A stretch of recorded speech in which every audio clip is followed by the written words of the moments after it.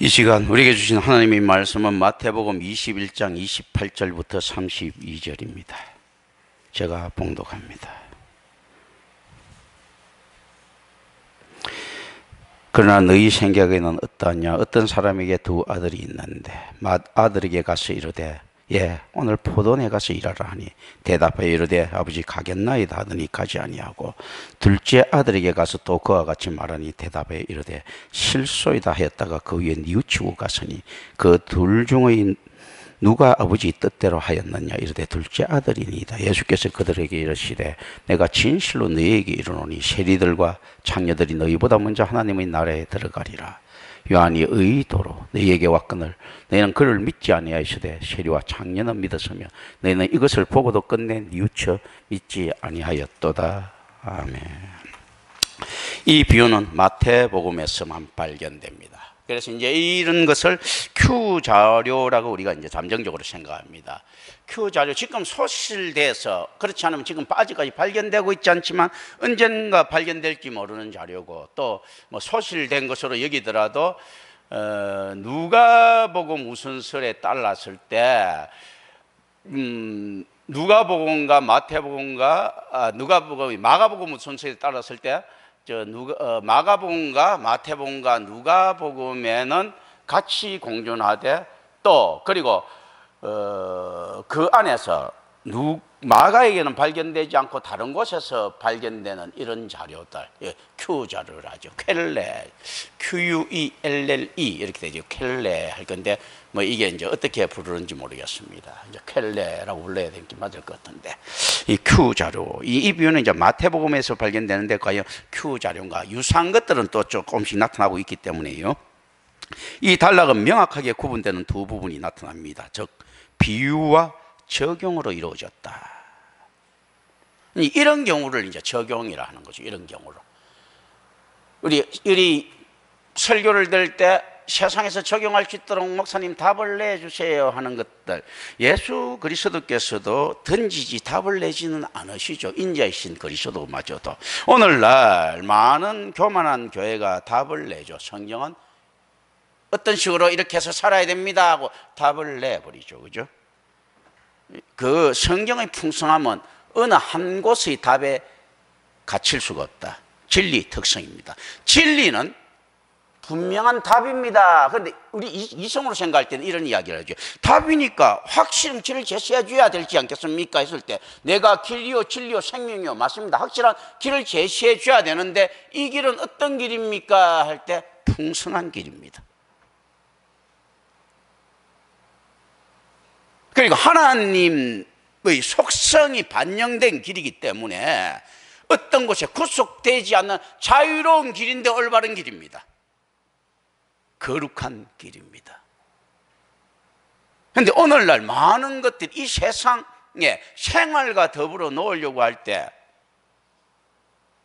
성경에서 이야기하는 하나님의 주권적인 통치가 하늘에서와 같이 땅에서도 이루어질 때 완전히 가능한 것이 지금 가이사의 것을 섬기고 있는 여러분에게 과연 적용이 되겠습니까? 던져질 뿐입니다. 이런 의미에서 어떤 철학자들은 맞는 소리들을 합니다. 하이데거에게 있어서 진리는 무엇인가 했을 때 던져진 것, 빙이 무엇입니까? 이 존재가 또 던져진 것입니다. 존재를 갖다가 그 있는 것 실체로 봤을 때, 형상으로 봤을 때 던져진 것들이에요. 실제 닮은 것들이 있습니다. 이들이 신학적 사유는 상당히 많은 오류를 범하고 있지만요, 그들이 제안하는 철학적 사고에서 신학적 유익을 우리는 얼마든지 구할 수 있습니다. 선지자는 어떤 존재인가 할 때 세상에 던져진 존재입니다. 여러분들은 목회자나 선지자를 통해서 거룩한 모습을 찾으려고 합니까? 선지자는 이 땅에 어떻게 던져져야 되는가 하면요, 창녀와 창부처럼 던져져 있어야 되는 존재입니다. 하나님의 능력을 믿고 제 속에 뒹굴어야 되는 존재입니다. 예수 그리스도가 정결한 모습으로 십자가에 매달렸습니까? 세상 죄를 지신 모습으로, 다 짊어지신 모습으로 십자가에 매달렸습니까? 세상 죄를 다 진 모습으로 매달렸어요. 하나님의 판결에 따라서 그냥 끝하면 끝장나는 겁니다. 죄를 지었으니까. 그리고 공의로우신 하나님의 처분에 맡기시는 겁니다. 진리의 하나님께서는 그 공의가 진리와 닿아 있기 때문에 어떠한 오판터 하지 않으신다. 어떠한 억울함도 양성시키지 않으신다. 죄 없는 자가 세상 죄를 짊어졌다고 하더라도 그 죄가 심판의 대상이라 하더라도 죄 없는 자를 심판하시지 않으신다라는 것입니다. 선지자가 그 거룩한 사역을 가지고 세상의 진흙탕 속에 던져졌을 때 자기 몸을 세상에 내어주고 창부와 창녀처럼 자기 몸이 유린당하고 팔았을 때, 그리스도와 연합된 자를 찾았을 때 그 죄보다 더 큰 은혜를 믿기 때문에 우리는 던져질 수 있다는 것을 알아야 됩니다. 교회는 거룩한 공동체입니다. 말씀이 창조하신 거룩한 공동체이기도 하지만 여전히 죄인들의 모임이기도 한 곳이다. 그래서 교회의 정결함은 어디에 있는가 했을 때요, 그가 가지고 있는 탁월한 도덕성에 있는 것이 아니고 그가 지키고 있는 복음의 순전성에 있습니다. 이것을 우리가 알고 들어갑니다. 유대인들은 실패했습니다. 이들은 도덕적으로도 건전하지 못했고 복음적으로도 실패했다라는 것을 우리는 좀 생각을 합니다. 이 비유와 적용했을 때 이 적용은 어떤 것인가 했을 때 물음으로 시작됩니다. 임마누엘 교회 설교와 좀 닮아있지 않습니까? 임마누엘 설교에서, 교회 설교에서 항상 물음인 거죠. 이렇게 말씀하셨습니다. 어떻게 할 것입니까? 라는 거죠. 어떤 사람들은, 혹자들은 이렇게 이야기죠. 목사님, 적용을 이야기해 주세요. 내가 무슨 하나님도 아닌데 그 적용을 이야기합니까? 하나님께서도 이 땅에서 적용을 안 시키고 계신데, 언밸런스잖아, 언밸런스. 그죠? 이런 것들을 생각합니다. 공개적인 질문과 이에 대한 대답은 듣는 사람에게 적용을 강화하는 효과를 갖습니다. 그래서 저는 항상 여러분에게 공개적인 질문을 던지고 또한 소리 없는 아우성을 통한 대답을 듣습니다. 예수 그리스도와 같이 밀접하게 대화를 나누시는 이런 분위기의 교회가 아니기 때문에 일방적으로 선포하는 편무적인 형태를 가지고 있는 강대의 한 형태이기 때문에 이제 그렇게 가는 거죠. 그러나 언제든지 질문은 열려 있습니다. 이 비유와 적용은 정교할 뿐만 아니라 상당한 예술성도 나타낸다. 복음에 헌신된 자는 그가 행하고 있는 거짓 제자들의 비참함은 보이지 않습니다. 그렇기 때문에 복음에 헌신돼서 나그네와 같은 이 땅을 살아가면서 머리 둘 곳도 없이 살아가는 참된 거지의 모습을 하고 있는 우리들이 우아해 보입니다. 무엇 때문에요? 우리가 이 비유에 대한 적용 그 자체이기 때문입니다. 자신이 적용이 돼야죠. 그래서 이 실천적인 삶에 대한 이야기들입니다. 이 실천적인 삶이 구원을 이끄는 것이 아니고요, 실천적인 삶이 은혜 받은 자를 증거하는 겁니다. 은혜 받은 자를 증거하는 성도의 삶이야말로 말씀에 대한, 복음에 대한 증거 아니겠습니까? 적용 아니겠습니까? 그래서 우리 모두는 적용을 자기의 행동 속에 가지고 다녀야 된다. 이제 예수님께서 말씀하시는 이 비유는, 즉 관련된 이 세 가지 비유 중 첫 번째 비유의 목적은 유대교 지도자들의 불성실을 묘사하고 있습니다. 지금 여기가 가지고 있는 이 배경들을 지금 제가 이야기를 하고 있습니다. 그런 이유 때문에 예수님께서는 유대교 지도자들에게 이 두 아들 중에 누가 더 신실한 아들인지에 관한 그들의 생각을 물으십니다. 예수님께서 물으십니다. 구약의 율법이냐, 첫째 아들이 했던 율법이냐, 둘째 아들이 했던 신약의 교회냐? 예수님께서 물으십니다. 범죄했던, 범죄 안 하고자 하고 큰 소리치고 에덴 동산을 맡았던 첫 아담이냐,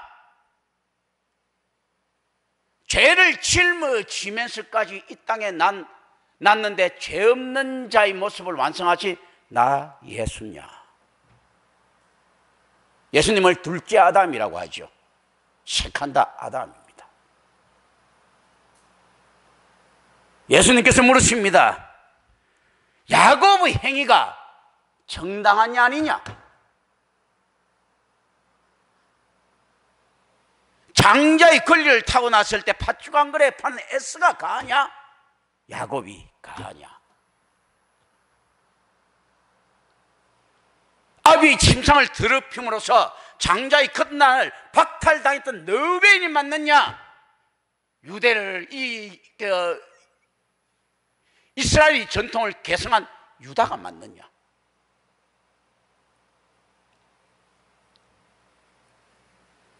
이방인 속에 감춰져 있었던 밧세바의 아들 솔로몬이 맞느냐?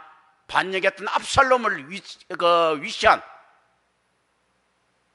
신분이 분명한 유대교 귀족의 자녀들이 맞느냐? 물으십니다.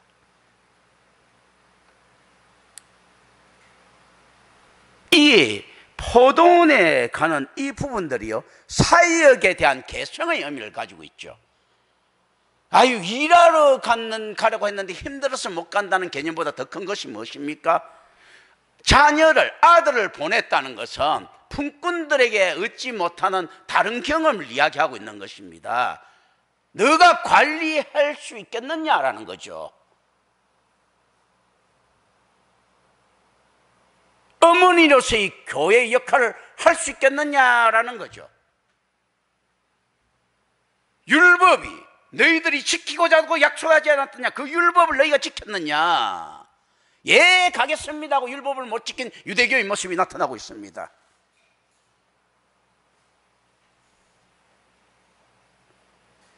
우리는 율법을 지키기가 너무 힘듭니다라고 하는 신약의 성도들이 세리와 창기들처럼 나타나고 있습니다. 그런데 무엇을 지킵니까? 이들은 결국 그리스도 사랑 안에 함몰되고 죽습니다. 이들은 율법을 이야기해서 만문을 취할 때 율법이 두려워서 가까이 가지 못하는 것 같이 보였던 이들은요, 그리스도의 사랑으로 자기 목숨을 세상 속에 내어놓습니다. 과연 누가 개성자냐라는 겁니다.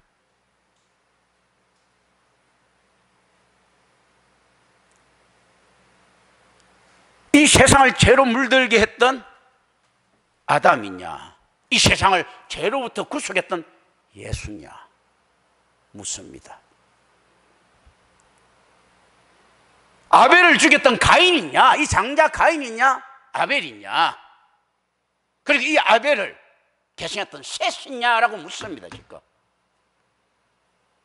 유대교 지도자들한테 묻습니다. 니놈들은 지금 어디 서 있느냐 이것이요. 니들이 죄를 범했던 아담의 족속이고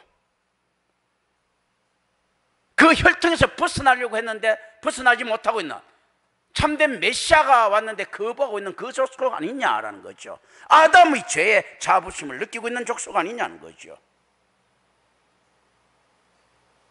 포도원에서 나오는 포도의 소산을 먹고 온갖 인프라는 단어로 있던 이 장자란 놈이 정작 자기를 키워준 포도원에 대해서는 내몰라라 하고 있는 형국이 아니냐라는 것입니다. 우리가 야곱을 발꿈치를 밟고 발꿈치를 잡고 나온 자 해서 사실 여러 가지 해석이 있던 거죠. 장자가 되려고 막 그 적극성을 보였던 그 야곱이 집요함이 있다라고 하는데 그렇게만 또 해석해서는 안 됩니다. 그것도 의미적으로 가져가야 되지만 어떤 겁니까? 야곱의 겸손을 볼 수 있어야 됩니다. 정말 될 수 있으면 머리끄댕이를 잡아 당겨야지. 없는 머리라도 왜 발을 잡습니까? 내가 당신 발을 잡고 섬기겠습니다 하고 따라 나온 모습으로 우리는 또 생각해 볼 수도 있다는 거죠. 그러면서도 그 발을 끝까지 놓지 않는 일치감, 하나입니다 우리가 하면서 따라 나오는 모습도 발견할 수 있어야 됩니다. 그런데 에서는 당당하게 내가 장나무 역할을 하겠습니다 하고 튀어나왔습니다. 야곱은 안 되면 제가 장나무 도는 자로만 하죠. 나는 장남 역할은 힘들어서 못하겠고 그냥 흉내만 내겠습니다 하고 발꿈치를 잡고 나올 수도 있다는 겁니다. 그런데 결과적으로 어땠겠습니까? 이 에서는 팥죽 한 그릇에 팝니다. 수고하고 무거운 짐진 자들, 목마르고 배고픈 자들에게 끓이는 팥죽,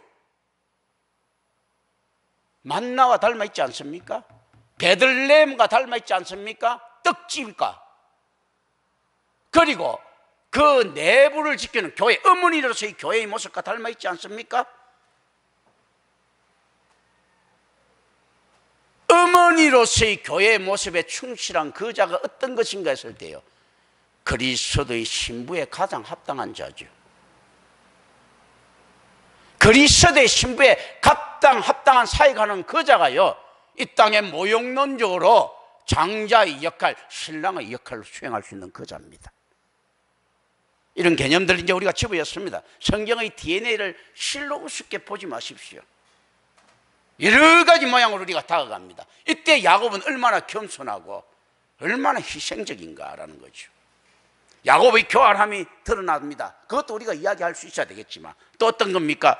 라반에게까지 따지지 못하고 자기 걸 챙기려고 음성적으로 노력했을 때 야곱의 모습은 어떤 모습이 나옵니까? 교활한 모습과 더불어 어떤 것들이 나옵니까? 라반의 소유를 키워다 주면서도 자기도 그 부스레기라도 얻어먹는 형태가 나옵니다. 이런 야곱이 악합니까? 많이 키워서 얼룩진 것들 또 만들어가면서 자기 것 만들어가는 이런 모습들을 가지고 있는 야곱의 모습이 있습니다.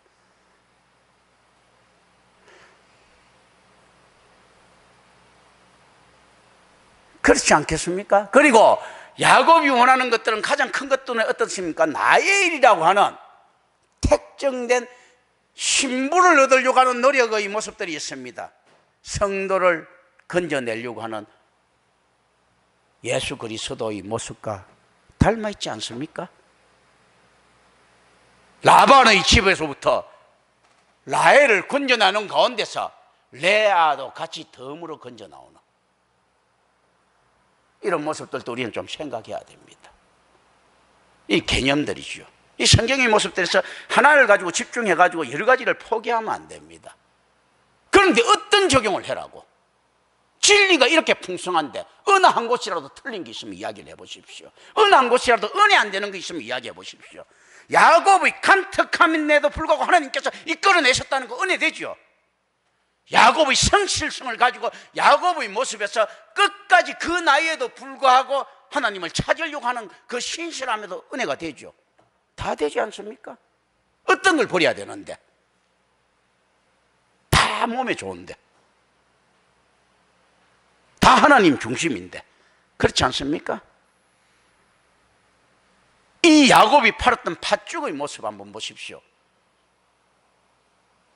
바라는 것들의 실상, 보이지 않는 것들에 대한 소망을 가지고 야곱은 팥죽을 팔았습니다. 그리고 장자에게 필요한 모든 재산은 눈독도 안 들였습니다. 오히려 자기가 벌어온 것도 에사한테 갖다 바치기까지 했습니다.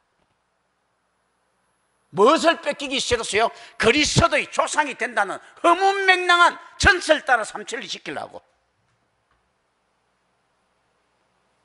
성도의 소망을 지키기 위해서 만몬을 기꺼이 포기하는 이 모습이 야곱이 어리석은 놈이지 간특한 놈입니까? 결과적으로 너무 큰 걸 얻어서 강교하게 보이는 거지요.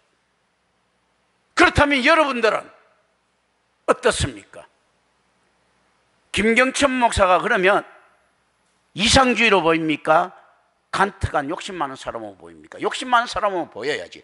눈에 보이지 않지만 야곱이 자기가 죽고 난 다음에 1000년, 2000년 이상이 흘러가지고 있는 일들, 예수 그리스도의 조상되고야 말겠다는 그 와중에서도 얼마나 시련이 있습니까? 러벤 저놈에게서 좋은 게 나오거나 했더니 자기 그 아비 침상을 범하죠. 그리고 그 뭐 유다단 놈이 그러면 이제 안에서 자기 믿을 만한 놈인데 자기 며느리하고 같이 붙어가지고 자손을 얻죠. 이게 뭐 대책이 안 돼. 그럼에도 불구하고 하나님의 언약만 쳐다보는 거, 세상 돌아가는 꼬라지 보니까 좋은 놈이 나올 것 같지가 않습니다. 세겜에서 사람들 학살하지. 새끼란 놈들이. 인류를 구원해야 된다는 이 메시아의 조상이 돼야 될 놈이 세겜에서 디나를 강간했다고 다 다 죽여버리지. 그것도 타당성 있는 강간인데도 불구하고, 그리고 그 당시 사회에서는 굉장히 정중한 것들인데도 불구하고, 그 뭐 나중에 내가 뭐 어떤 뭐 오가 됐던 창세기나 이런 거 강의할 일이 있으면 그 이야기를 할 것입니다. 그게 지금 그 DNA가 적기 때문에 이야기가 언뜻 쉽지는 않을 거예요. 그런 이야기들 있지 않습니까? 그래 내가 구약의 이야기들은 실제 내러티브로 해서 이야기할 것들이 많습니다. 그러나 이제 이게 모든 게 복음서에 기조해가지고 해야 되기 때문에, 이 복음서 원래 텍스트가 돼야 되고요. 어떤 이제 다른 시간에 그렇게 할 때 있을 것 같으면 제가 창세기부터 구약을 하는 것도 좀 필요하겠다 생각을 하고 있습니다만은, 어쨌든 이제 그런 부분들 생각합니다. 이 안에서 이제 그걸 찾아냅니다. 그리고 이들은 어떻습니까? 율법의 후손이라고 자처하고 있는 유대교의 성전 중심의 교회를 우리는 만났고요. 예수 그리스도께서는 네가 허물라 내가 사흘 만에 다시 일으키 세우리라 하고 이야기를 했고, 실질적으로 예루살렘 성전은 디도에서 AD 70년에 완전히 박살나버리죠. 그리고 예수님께서는 어떻습니까? 정말로 무너진 성전을 사흘 만에 세우시죠. 어떻게 세우십니까? 사흘 만에 부활하시죠. 세상이 몸된 그리스도의 몸된 교회인 우리 주 예수 그리스도를 죽이자 사흘 만에 다시 이렇게 세우시죠. 니들이 부수는 교회들, 이제 세우는 모습들을 우리는 만나게 됩니다. 앞으로 이제 곧 만나게 될 것인데요. 이런 모습들을 우리가 생각을 합니다. 하면서 어떻게 이야기합니까? 그 교회가 틀렸다는 이야기가 아니고, 그 교회의 모습도 아버지의 포도원의 모습인데 니들이 거기서 사역했느냐? 라고 묻습니다. 어떤 이야기를 묻습니까? 태초에 하나님이 천지를 창조하시니라의 성경을 가지고 입문했던 1세대들이 이스라엘을 위해서, 이스라엘이라는 거룩한 선민 공동체를 위해서, 그 포도원을 위해서 사역했느냐 물으시고요. 아브라함과 다윗의 자손 예수 그리스도의 세계라라고 이야기하는 차남처럼 보이는, 둘째처럼 보이는 이들이 지금 베드로 모습 꼬라지 너희들 발다 알겠지만 엉망이야. 뭐 율법도 안 지키고 말이야, 벼도 막 그냥 그 안식일에 벼 베어 먹고 뭐 별짓을 다 떨고, 가룟 유다는 나 팔아먹고 다 했어. 니들은 처음부터 하겠습니다 했는데 지금 했느냐? 안 갔는데, 이놈들은 지금 안 하겠습니다 하고 지금 이렇게 발광을 떨고 있는데, 결국 나중에 되면 이들이 포도원에 가서 일하게 된다면 누가 맞느냐? 예언적인 말들이 들어가 있는 거죠. 이런 모습들을 가지고 있습니다. 과연 누가 맞느냐?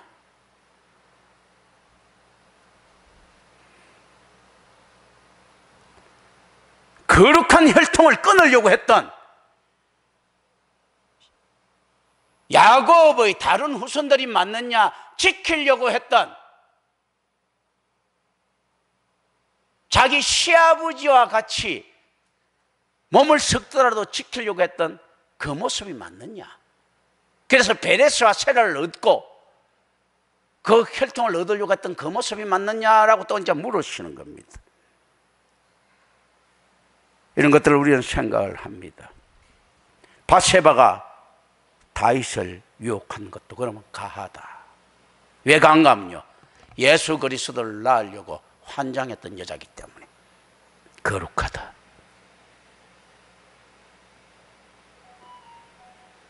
그렇다면 다윗이요,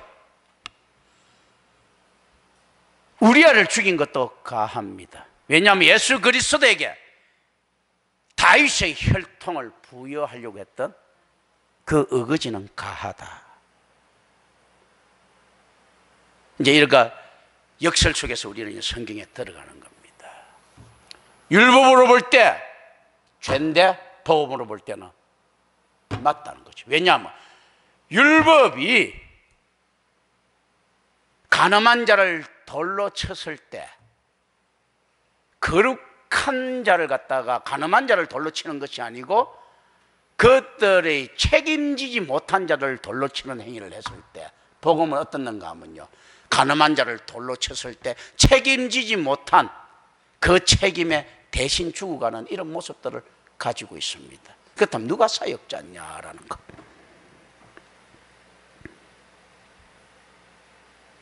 이 생각을 합니다. 그러니까 이거 지금 안에 계속 질문을 하고 이제 던지고 생각을 묻는 거죠. 이런 이유 때문에 예수님께서는 유대교 지도자들에게 이 두 아들 중에 누가 더 신실한 아들인지에 관한 그들의 생각을 물으십니다. 그리고 이들은 정확한 답변을 합니다. 둘째입니다. 둘째야. 딱 봐도. 이 질문이 어떻습니까? 이 전형적인 비유의 가정에 의해서 도리어 이 질문에 대한 또 정확한 답변이 그들 자신에 대한 기소가 됩니다. 이들의 죄는 누가 기소하는가 했을 때요, 이들이 믿고 있었던 자신들에 의해서 기소당합니다. 예수 그리스도에 의해서 기소당하는 것이 아니고. 그럼 예수 그리스도는 어떤 식으로 법정에 나타납니까? 자신의 사람, 하나님께서 선택하신 택자를 살리기 위해서 나타나는 행위를 하지요. 심판주 그리스도께서 이런 놈들 더러운 피 안 묻히고도 이들은 스스로 기소당하고 스스로 멸망에 이를 것이다 라는 겁니다. 복음이 어떤 것을 순종하는가 했을 때요, 삼일체 하나님께요 거룩한 자를 성별해서 구분하는 충성을 하고, 거룩지 못한 자들을 스스로 기소시키게 하는 이런 역할들을 감당을 복음이 하고 있다. 세상 말하면 이제 좀 이렇게 비유 중에 하나님 앞에까지 올라갈 것도 없어요. 이런 사소한 것들은 천하보다도 귀한 우리의 영혼할 때 하나님한테 참 귀하게 여겨지죠. 그런데 실제로 이것도 어떤 면에서는 하나님한테 올라갈 것도 없어요. 그 천하라는 것은 하나님한테는 어떤 존재입니까? 무로부터 언제나 생성시킬 수 있는 존재입니다. 이런 개념들을 생각합니다. 그럼에도 불구하고 하나님의 루하가 들어간 모습들이 있기 때문에 귀하다. 그리고 하나님이 촉성이 창조의 형태를 보였기 때문에, 나타냈기 때문에, 증거시켰기 때문에 귀하다. 그리고 이 땅에 말씀이 육신이 돼야 하나님이 인카네이션했기 때문에 말씀 성경이 들어왔기 때문에 귀한 겁니다. 이런 것들을 우리는 생각해야 됩니다. 그래서 너희들이 이걸 개선할 수 있느냐, 이 문제는 얼마나 큰 문제인가 했을 때 포도원을 관리할 수 있는 문제를 갖다가 이야기를 하는데, 이를 악한 가지고 어떻게 포도원을 관리할 수 있겠습니까? 이 포도원을 관리할 수 있는 문제들은 어떤 것입니까? 하나님의 뜻이 하늘에 이루어진 것 같이 땅에서도 이루어지려고 하는 하나님의 주권적인 통치를 이야기하지요. 교회에서 그 모형을 봅니다. 너가 교회를 섬길 수 있겠는가 했을 때 선민공동체라고 하는 교회를 섬기는데 실패한 이스라엘 종교 지도자들과 오늘날 타락한 교회가 보이고 있는, 교회를 부패시키고 있는 그들 악한 행실과 뭐가 다를 것이며, 그럼에도 불구하고 보이지 않는 곳에서 삭터오르고 있는 믿음의 씨앗들이 또 얼마나 귀할 것인가. 그가 분명한 것은 둘째, 순종하는 둘째가 있다는 이야기입니다. 우리 임마누엘 교회는 어디에 서 있습니까? 라는 것을 여러분들은 생각하십시오. 이 순종하는 둘째가 있었을 때 이 포도는 무엇을 산정하고 있습니까? 자, 구약의 예루살렘이라면 신약의 교회를 산정할 수도 있고요, 앞으로 이것이 얼마나 중요한가 했을 때 선취한 하나님 나라의 통치를 선치 미리 취해서 맛보는 이 임마누엘 교회에서의 순종은 무엇을 이야기하고 있습니까? 앞으로 다가올 새하늘과 새 땅에서의 삶에 대한 습관, 교회에서 순종하지 못하고 살아가지 못한 자들은 새하늘과 새 땅에서 못 살아가는 거예요. 방식을 모르기 때문에. 그렇지 않겠습니까? 물고기가 물에 살아가는 방식을 알듯이 우리가 새하늘과 새 땅에 들어가서 사는 방식을 어디서부터 배우는 거 했을 때 교회 사역에서부터 배운다는 것입니다. 포도원에서 배운다는 겁니다. 이때 너가 포도원을 관리할 수 있겠는가? 우리가 주와 함께 다스린다 하죠. 예수 그리스도의 통치 세계에 우리가 그리스도와 연합된 자로서 같이 함께 다스릴 자의 위치에 있는데, 성김의 묘미, 나눔의 묘미를 모르는 자가 어떻게 다스릴 수 있습니까? 아니, 하나님 나라에 대한 이 신병훈련소에서 훈련도 안 된 자가 어떻게 새하늘과 새 땅이라고 하는 어마어마한 있지 않습니까? 현장에서 뛸 수 있겠습니까? 프로 야구하다가 1군, 2군, 뭐 6성군 이렇게 키우는데, 6성군에서조차도 인정 못 받은 놈이 1군에 가서 어떻게 살아남을 수 있겠어요? 그렇지 않습니까? 거기서 더 많이 뛰는 체력 연습도 해야 될 것이고 여러 가지를 해야 될 것이 아닙니까? 교회는 어떤 것입니까? 했을 때요, 새하늘과 새 땅에서 살아가는 법을 가르치는 곳. 그럼 교회에 부적합하면 새하늘과 새 땅에 어울리지 않는 겁니다. 뭐 의미적으로는 있죠. 교회에 엄청나게 적합해도 새하늘과 새 땅에 적응하려고 하면 좀 더 많은 것들이 필요할 것인데, 그래서 이 아버지가 자녀에게 요구했던 순종의 모습은 어떻습니까? 그 자녀의 권리를 위한 거지요. 누가 더 합당하냐 물었을 때 둘째 아들이 이리다 하는 답을 얻는 것은 뭡니까? 첫째 아들 아웃됐다는 이야기입니다.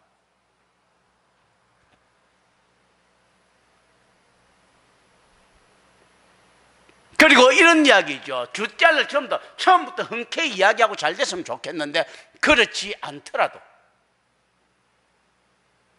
구른의 시몬이 진 억지로 진 십자가의 의미와 같은 것들이 던져집니다. 그걸 가지고 또 뭐 억지로 진 십자가가 복이 있다 뭐 이런 식으로 헛소리를 해서는 안 됩니다. 뭔가 하면요, 하나님의 사람에게는 멀리서 온 구로네라는 그 인간한테도 있지 않습니까? 십자가의 질 영광이 주어진다는 겁니다. 이 땅에 임마누엘 교회 하나밖에 없으면요, 구원받을 자는 아프리카에 사는 놈도 여기 의정부로 이사 온다는 이야기입니다. 하나님의 은혜의 능력을 이야기하는 거죠.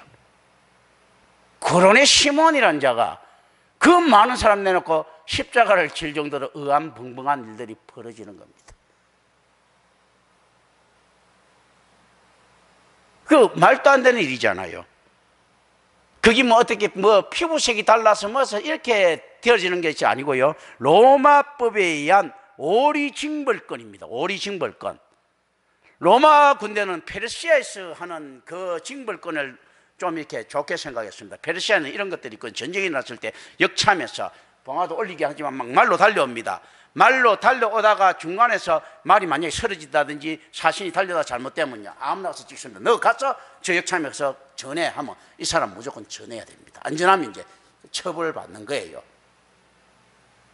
그걸 갖다가 로마에서 보니까 좋게 여기는 거예요. 그런데 로마는 굉장히 민주적이란 말입니다. 그래서 우리는 그 거리를 5리 이내로 제한하자.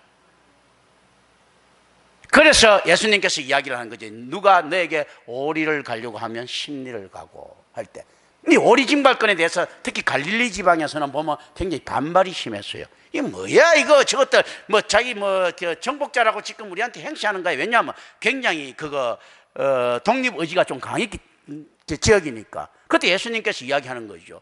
니들이 잘못해서 이런 것들이 있고, 또 어떤 군주보다도 로마가 평화적이지 않느냐. 옛날에 유대인들의 왕들은 훨씬 더 많은 징벌을 했는데 로마는 오리 징벌권 그리고 또 다 하는 것이 아니고 가다가 그럼 오리 끝나면 끝나 또 다른 사람으로 바꾸든지 안 하든지 이렇게 훌륭한 이런 제도까지도 이 아들이 비판하고 있으니까 예수님께서 이야기하는 겁니다. 오리를 가려고 하면 심리 갈 생각을 해라.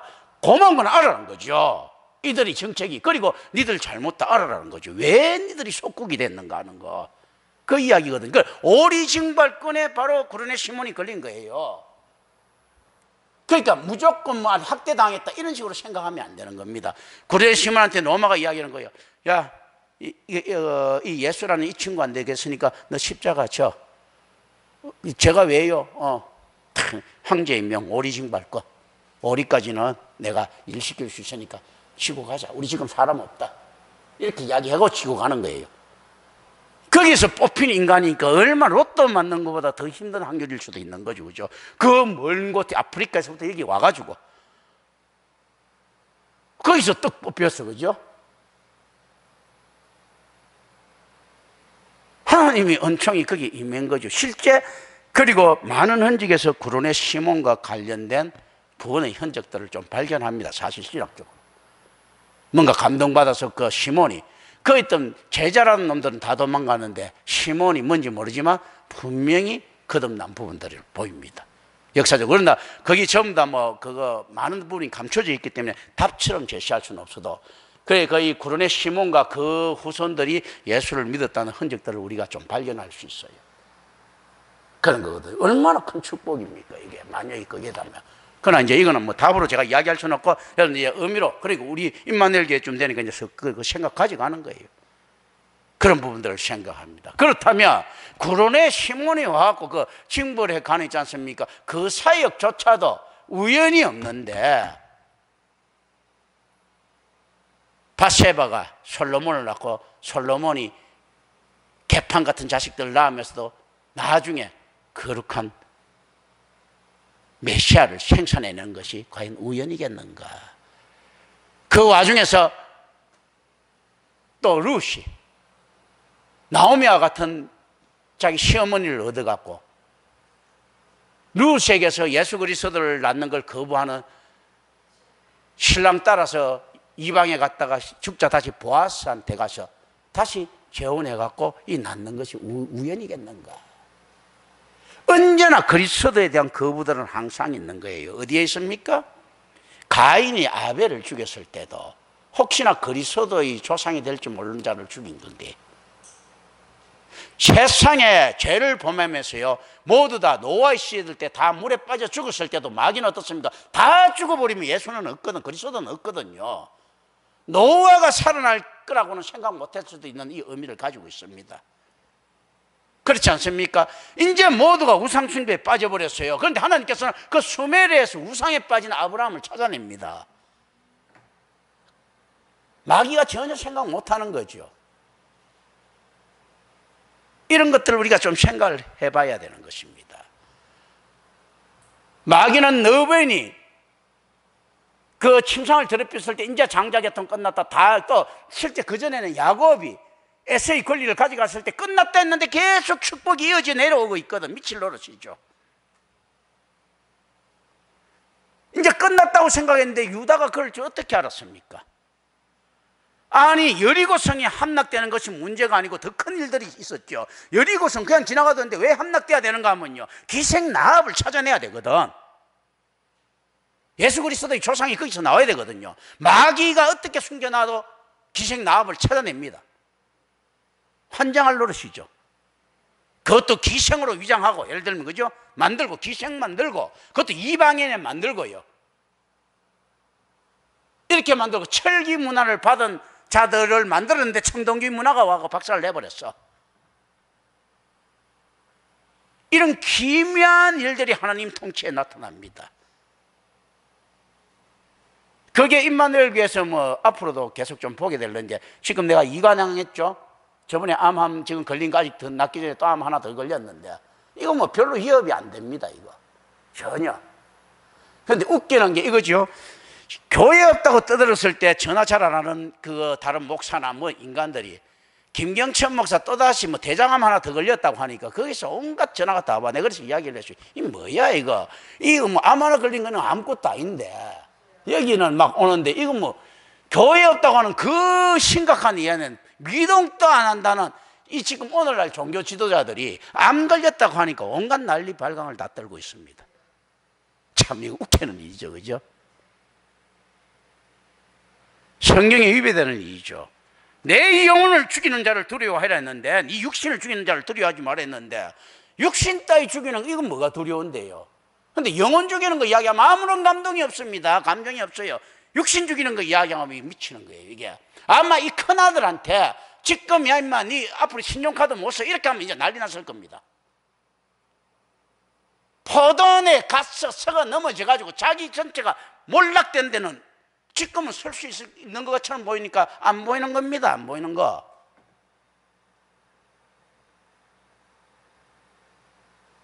이것을 우리는 어떻게 생각해야 될 것인가?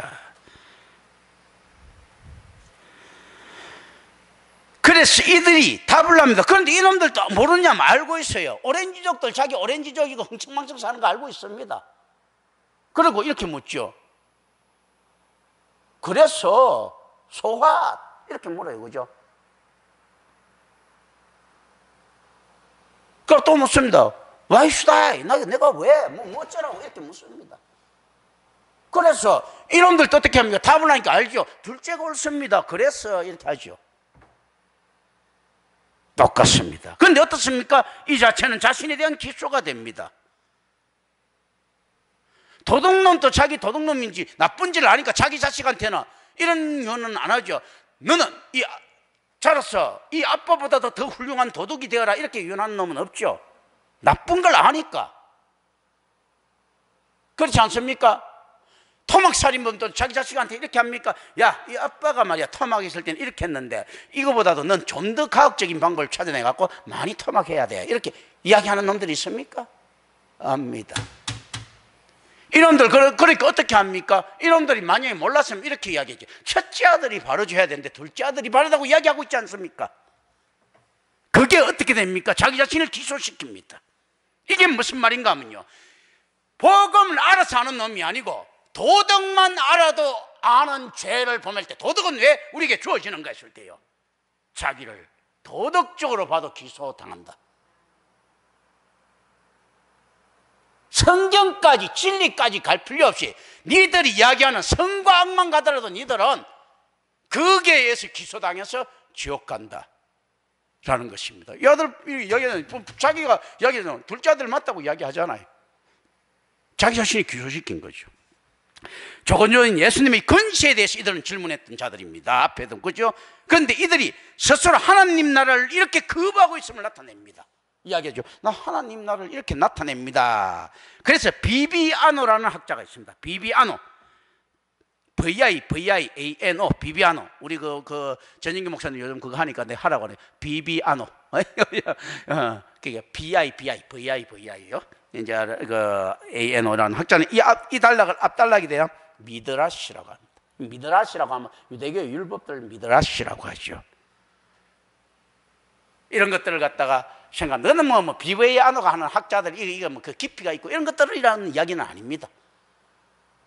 그런데 내가 이야기했던 이런 이야기들이 아니고 이들은 이제 단순하게 자기를 기소한다 뭐 이런 이야기들은 이제 이런 모든 것들에 학자들이 공감하는 내용들이에요.